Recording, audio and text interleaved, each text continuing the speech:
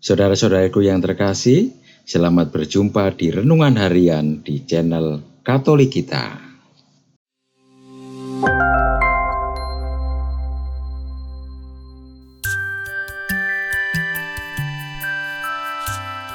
Hari ini, Sabtu 14 Januari 2023, Pekan Biasa yang pertama.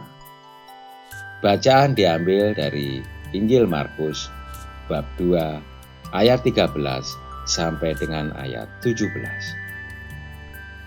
Sekali peristiwa, Yesus pergi lagi ke pantai Danau Galilea, dan seluruh orang banyak datang kepadanya. Lalu ia mengajar mereka.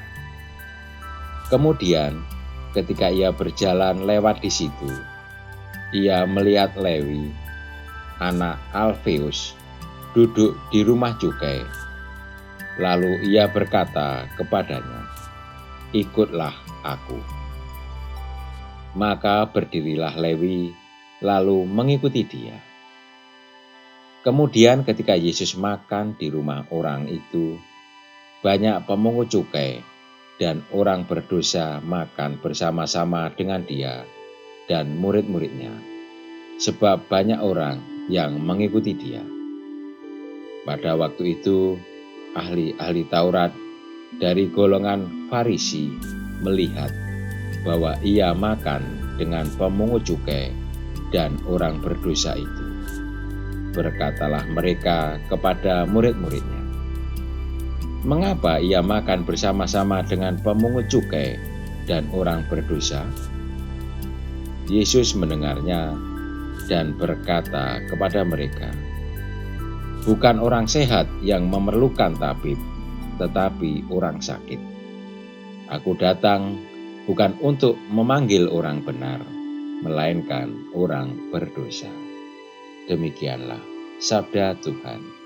Terpujilah Kristus.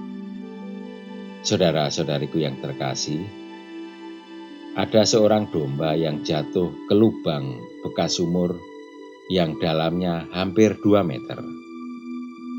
Domba itu tidak bisa menyelamatkan diri. Dia hanya berputar-putar dalam sumur yang berlumpur itu. Setelah sore tiba, si pemilik domba mencari-cari dombanya karena ada 1 ekor yang tidak ada dalam kawanan.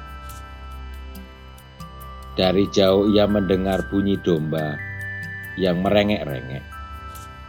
Tanpa berpikir panjang, si pemilik domba mencari sumber bunyi dan menemukan bahwa dombanya jatuh dalam sumur.